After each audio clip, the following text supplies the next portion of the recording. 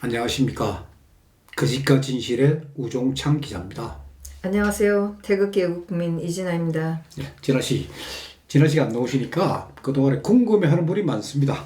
죄송합니다. 예, 오늘 이 시간에는 최수원 피고인이 감옥에서 자필로 쓴 글 한 편을 공개합니다. 왜? 글을 보면은 글 쓴 사람의 교양을 짐작할 수 있기 때문입니다. 시청자 여러분들께서도 잘 아실 겁니다. 최수원 피고인이 2012년 대통령 선거 때 박근혜 대통령 후보의 일부 연설문을 사전에 받아보고 수정했다는 거. 그건 언론을 통해서 많이 공개된 내용입니다.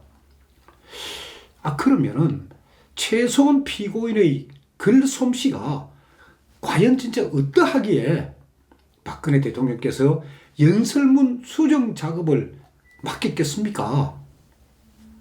저도 참 그런 의문을 계속 갖고 있었습니다. 아마 시청자 여러분들께서도 저와 같은 그런 생각을 갖고 있었을 거예요. 저는 그냥 최수원 피고인은 서울 강남에 빌딩 한 채 갖고 있는 중년 여성으로서 주위 사람들을 좀 함부로 대하는 요즘 유행하는 갑질하는 강남 아줌마 정도, 저도 그렇게 생각을 했습니다. 과연 그런지 아닌지 제가 오늘 이 시간을 통해서 좀 말씀드릴 겁니다. 신은 서판이라는 말이 있습니다. 중국 당나라 때 이 관리들을 등용하는 시험에서 인물평가의 기준으로 삼았던 게 신은서판입니다.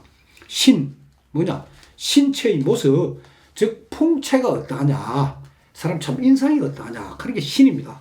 은은 언변이다. 말 솜씨가 과연 진실한 것인지 아니면 거짓한 것인지, 그게 은입니다. 그리고 서는 글씨, 글씨를 어떻게 쓰는지. 그 다음에 판은 사물의 이치를 깨닫는 힘입니다. 그래서 이 신은서판으로 관리를 등용했다는, 당나라 때 그런 일이 있었다는 건데 아마 신은서판 이야기는 많이 들었을 거예요.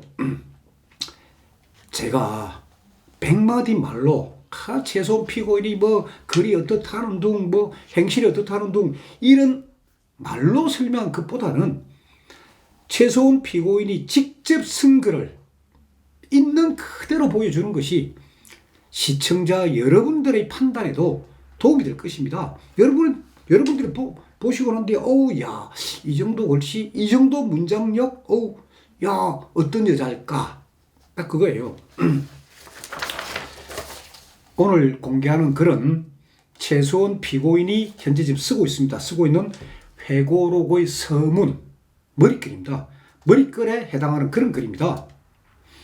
최수원 피고인이 자기가 살아온 삶, 그리고 자신의 인생 행로, 그리고 가족들의 이야기, 아버지 최태민 목사에 대한 이야기, 박근혜 대통령과의 관계, 그리고 대국민 기반 사건에 이 최수원 본인이 어떻게 연루되었는지 그 경위 등을 지금 회고록 형태로 쓰고 있습니다.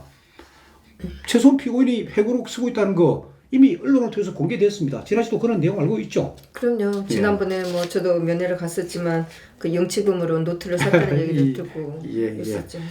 이게 지금 쓰고 있는데 자, 최수원 피고인은 2016년 10월 30일 날 영국에서 인천공항으로 자진 귀국을 했습니다. 그리고 귀국하고 그 다음날 10월 31일 날 검찰에 자진 출두합니다.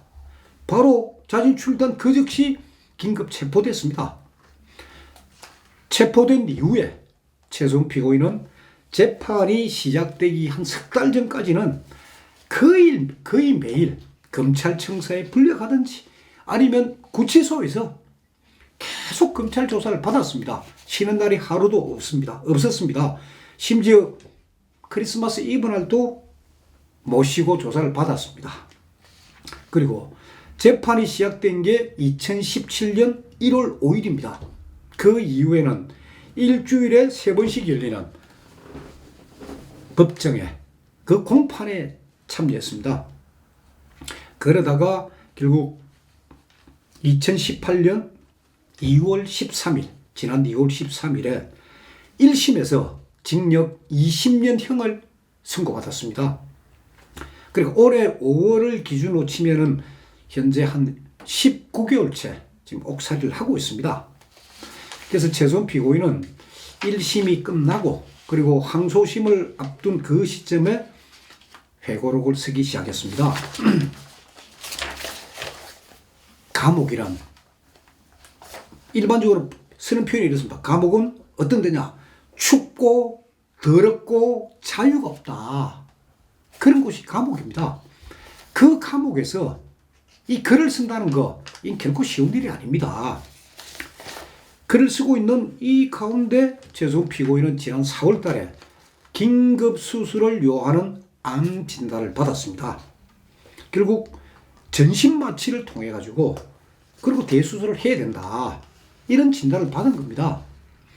그러면서 이제 병원하고 구치소하고 그리고 법원하고 다 상의가 잡힌 수술 날짜가 5월 11일이었습니다. 그래서 5월 10일 날 병원에 입원해가지고 강동 성심병원입니다. 입원해가 하루 정도 MPO 금식을 하고 그 다음날 새벽에 수술실에 들어가는 걸로 그렇게 일정이 잡혔습니다. 최소한 피고인은 올해 63살입니다. 본인이 아까도 지금 말씀드렸지만 1년 6개월 동안 감옥에서 재판에 검찰 수사에 시달린 그런 상태에서 건강도 안 좋고 그러다 보니까 최소한 피고인 본인이 혹시라도 내가 마취해서 깨어나지 못하면 어떻게 하느냐. 그래서 회고록 쓰고 있는 거 잠시 중지하고 회고록 서문부터 쓴 겁니다. 회고록 서문. 내가 왜 회고록을 써야 되는지 그 입장을 급하게 정리를 한 겁니다. 수술을 앞두고. 최소한 피고인이 이 서문을 쓴 날이 2018년 4월 30일입니다. 4월 30일 날 회고록 서문을 끝내고 그러면 이제 편지 속에 넣어가지고 변호사한테 보내면 됩니다. 그런데 본인이 어떻게 될지 모르니까 다급한 마음에서 서울 동부구치소 교도관을 통해 가지고 이걸 변호사에게 좀 전달해 달라. 제가 이 회고록 서문을 교도관을 통해서 외부로 보낸 겁니다.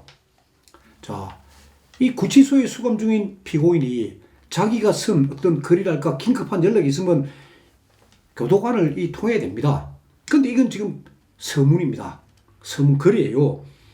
그러면 이럴 경우에 교도관은 이 서신 내용이 혹시 외부에 있는 공범들하고 뭐 증거인멸을 하는 그런 게 되지 않느냐.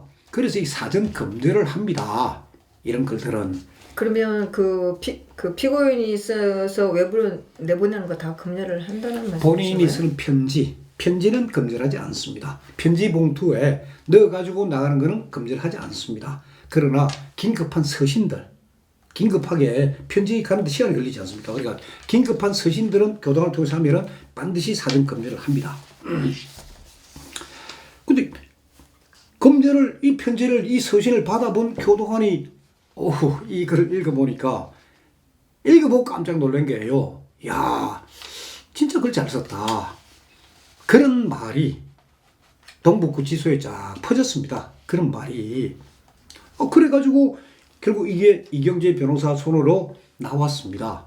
그래 저도 최소한 피고인이 소위 막대 먹은 여자가 아니고 참 이 편지를 보니까 서문을 보니까 참 진짜 깜짝 놀랐다는 그 교도관들 이야기를 듣는 순간에 저도 그걸 한번 보고 싶었던 거예요. 저도. 이게 자필 서문입니다. 자, 진아 씨도 읽을 수 있겠죠, 이게 좀. 글씨도 잘 쓴 것 같아요. 예. 그러니까 서문 딱 하고 A4 용기로 이게 5장입니다. 줄도 잘 맞춘 것 같아요. 그리고 이 제일 끝에다가 2018년 4월 30일 최순실 가로치고 최서원 딱 이래 쓴 거예요. 저도 이 서문이 있다는 얘기 듣고 난 뒤 저도 그냥 한 여자의 어떤 한이 깊게 그런 글인 줄 제가 알았습니다. A4 용기로 이게 5장입니다. 와, 근데 제가 읽어보고 깜짝 놀랐습니다. 제가 읽어보고 일단 맞춤법 띄어쓰기 정확했습니다. 맞춤법 띄어쓰기. 그리고 형태는 아주 수필 형태로 담담하게 써놨는데 문체는 연설문체 갖고 왔습니다. 연설문. 단어의 반복을 통해 가지고 전달하고자 하는 메시지를 아주 강하게 전달하고 있는 거예요. 그래서 제가 그거 보는 순간에 아하, 진짜 연설문 수정을 맡길 만한 실력이 된다. 그거 하는 사람을 저도 실감을 했습니다. 그거 보면서 저도 기자로서 그래도 참 몇십 년 글을 써왔지만은 저도 보면서 야, 참 내가 쓰는 글하고 또 다른 이 참 독특한 이 글의 맛이 있구나 하는 걸 제가 느꼈습니다.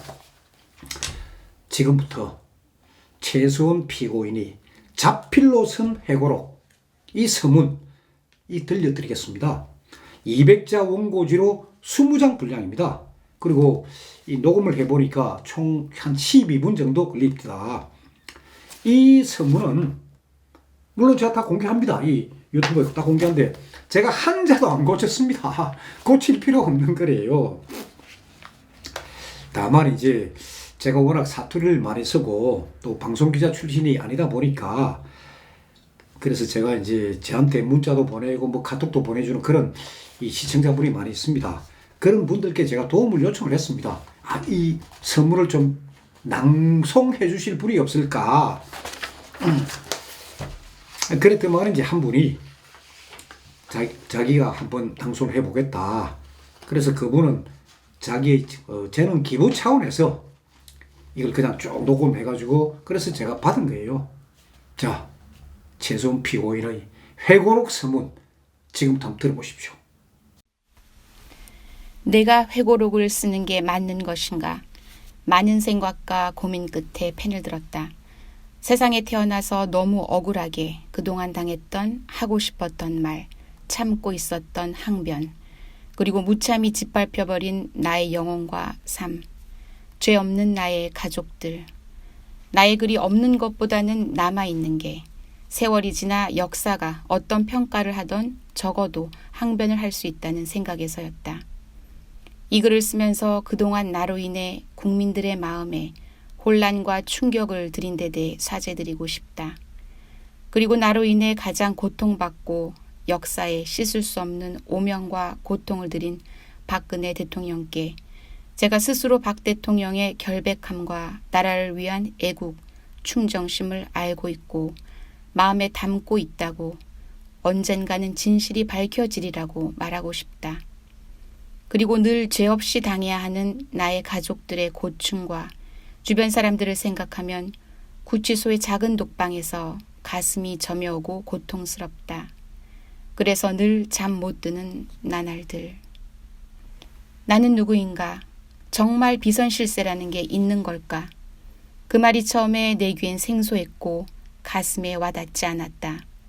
난 적어도 그렇다는 생각을 해보지 않았기 때문이다. 내가 박 대통령 곁에 있었던 것은 어떤 권세나 권력이나 부를 위한 것도 아니고 그것을 받지도 않았고 그 권력을 누리고 싶었던 것도 아니다. 오랜 세월 지켜본 권력의 속성은 추풍낙엽 같아서 그 권세가 나무 잎사귀에 붙어있을 때는 강하고 파릇파릇하지만 그냥 떨어지면 버려지고 밟혀지는 누런 낙엽같이 변해버려서 그 낙엽들은 어디론가 날아가 배신의 씨앗으로 변해버리는 것을 봐왔기 때문에 더더욱 권력의 권세는 부질없음을 알았기 때문이다.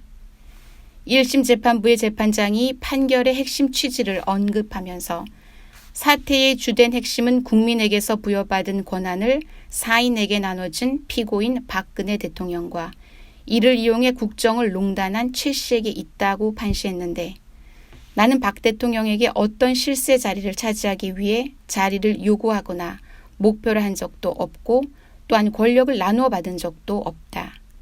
내가 권한을 넘겨받아 어떤 일을 했다는 것인가? 국정을 농단했다는 것은 어떤 걸 의미하는 것일까?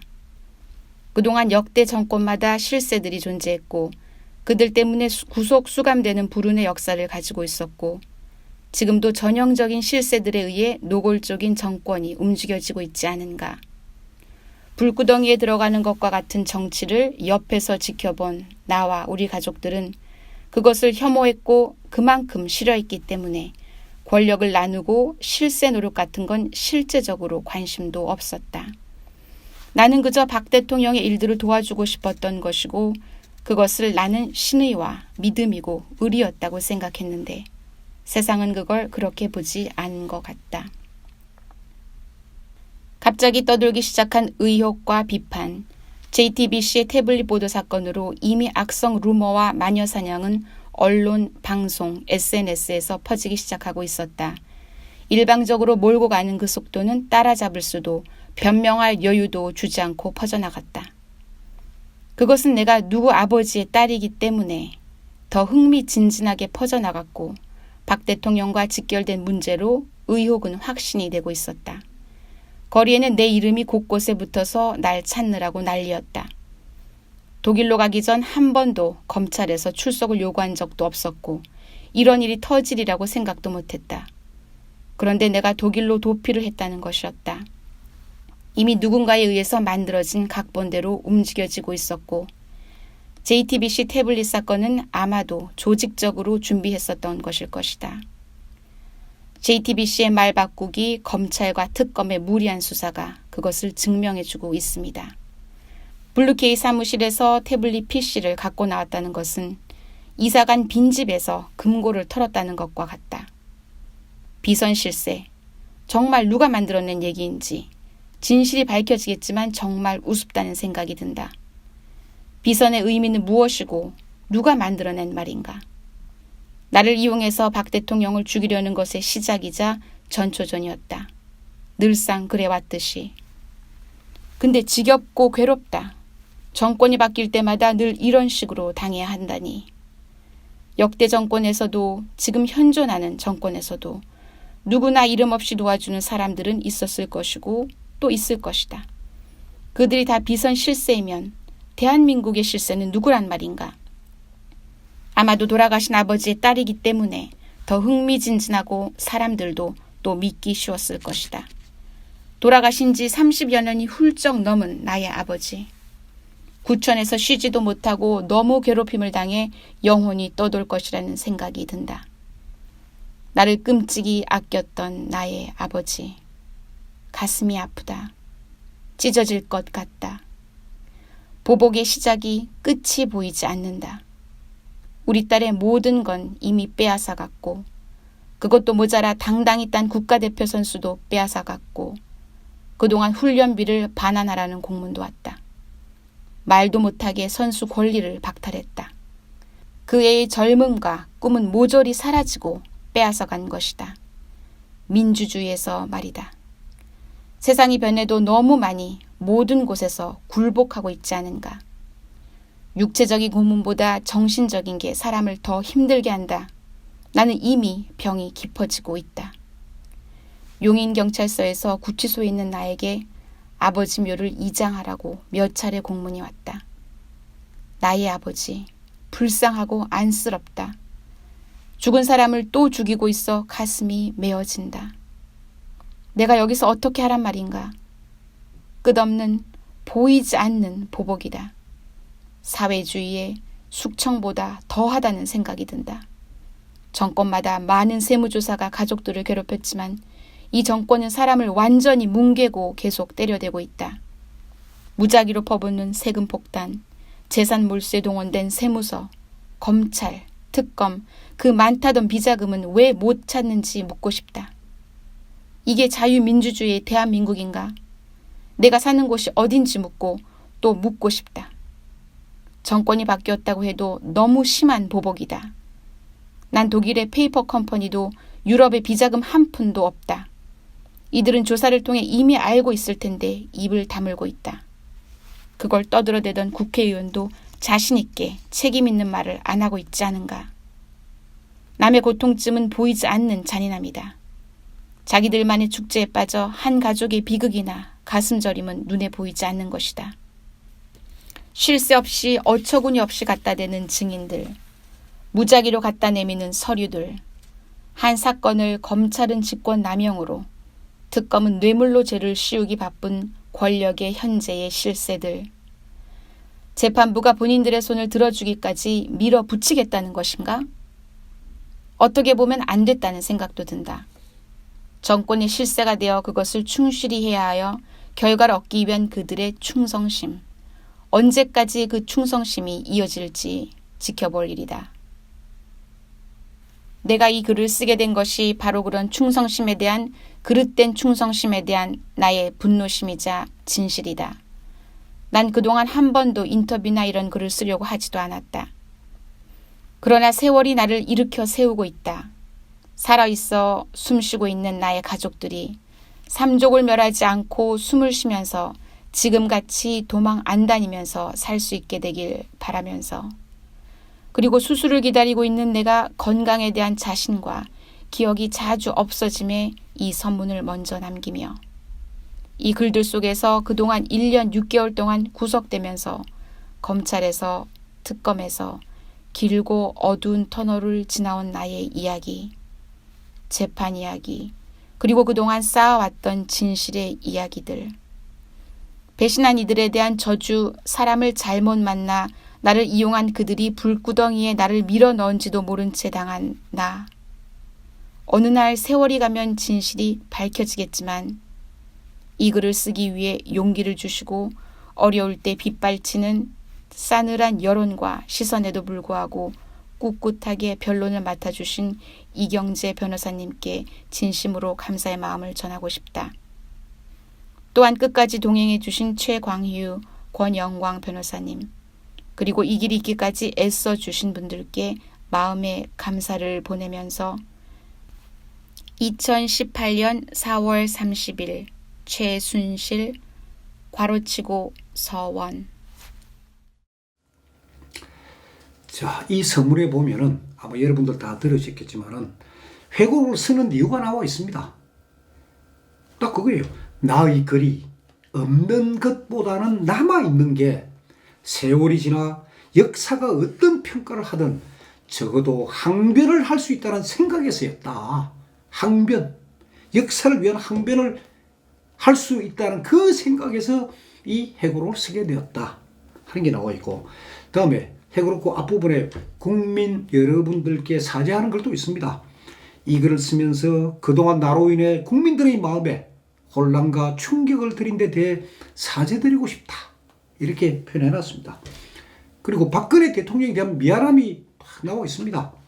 그리고 나로 인해 가장 고통받고 역사에 씻을 수 없는 오명과 고통을 드린 박근혜 대통령께 제가 스스로 박 대통령의 결백함과 나를 위한 애국 충정심을 알고 있고 마음에 담고 있다고, 언젠가는 진실이 밝혀지리라고 말하고 싶다. 나는 그저 박 대통령의 일들을 도와주고 싶었던 것이고 그것을 나는 신의와 믿음이고 의리였다고 생각했는데 세상은 그걸 그렇게 보지 않은 것 같아. 그 다음에 태블릿 PC에 대한 언급도 있습니다. JTBC의 태블릿 PC 사건은 아마도 조직적으로 준비했었던 것일 것이다. JTBC의 말 바꾸기, 검찰과 특검의 무리한 수사가 그것을 증명해주고 있습니다. 블루케이 사무실에서 태블릿 PC를 갖고 나왔다는 것은 이사간 빈집에서 금고를 틀었다는 것과 같아 나를 이용해서 박근혜 대통령을 죽이려는 것의 시작이자 전초전이었다. 이렇게 태블릿 PC 언급을 해놨습니다.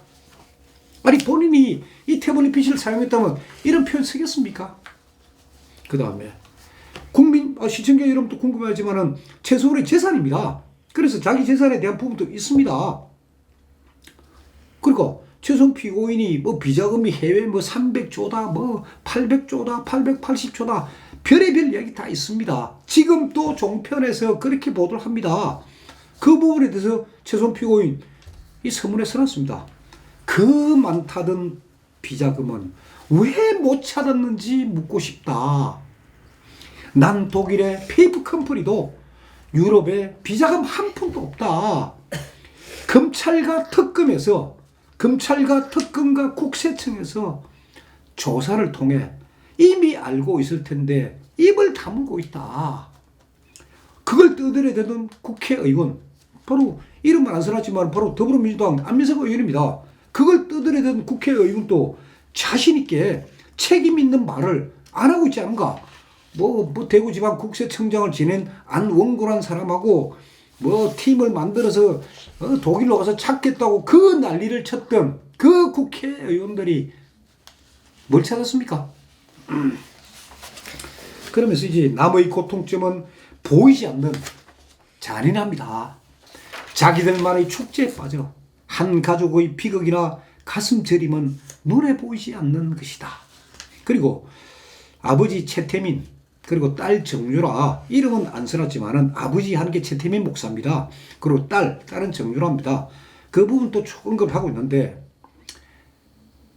예를 들어가지고 이하여대 입시 비리, 또 정유라가 서울 청담고에 입학하게 된 거, 왜 승마로 바꾸게 된 거, 언론에 보도된 건 전혀 다릅니다. 그런 부분들은 제가 다음 시간에 조금 말씀을 드리고, 제가 최소한 피고인의 이 서문을 읽으면서 가장 놀란 표현이 하나 있습니다. 저도 깜짝 놀랐어요. 그거 무슨 말이냐. 세월이 나를 일으켜 세우고 있다. 야, 바로 이 대목이에요. 세월이 나를 일으켜 세우고 있다. 왜 이 해고를 쓰느냐. 세월이 쓰러져 있는 나를 일으켜 세우고 있다. 야, 참 제 문장력으로는, 저도 20년 이상 경력의 기자지만 제 문장력으로서는 감히 상상할 수 없는 그런 표현입니다. 참 이 대목을 읽으면서 저는 참 최서훈이란 여자는 대단히 강인한 그런 여성이라는 걸 제가 알게 되었습니다. 그래서 제가 시청자 여러분들께서 어떤 반응을 보이실지는 모르겠습니다. 저하고 같은 반응을 보일지 아니면 저하고 완전히 다른 생각일지는 모르겠습니다. 그러나 저는 제가 감동을 받았기 때문에 제가 이 서문을 다 소개를 하는 겁니다. 그리고 최소한 피고인은 수술을 잘 마치고 현재 서울 동부구치소에 수감 중입니다. 다시 구치소로 왔습니다. 몸 상태가 안 좋은 걸 알고 있지만은 그건 어쩌겠습니까? 지금 수감된 수용자의 몸이니까 그건 어쩔 수 없는 거고.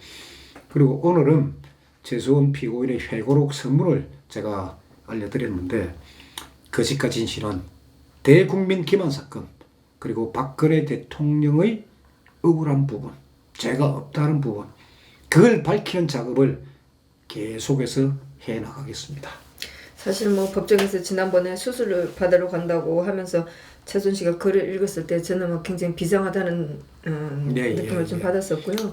그전에도 보면 그 피고인 최후 진술할 때 굉장히 글이 깔끔하다는 걸 저는 많이 느꼈었어요. 그렇죠. 이런 글을 감옥에서 제가 이런 글을 쓸 수 있다는 거, 그건 감옥이라는 게 환경이 좋지 않은 데입니다. 그런 데서 이런 걸 보면 그 수정도 없어요. 쫙 쓰다가 뒷부분에 가서 이제 수정도 하고 해놨는데,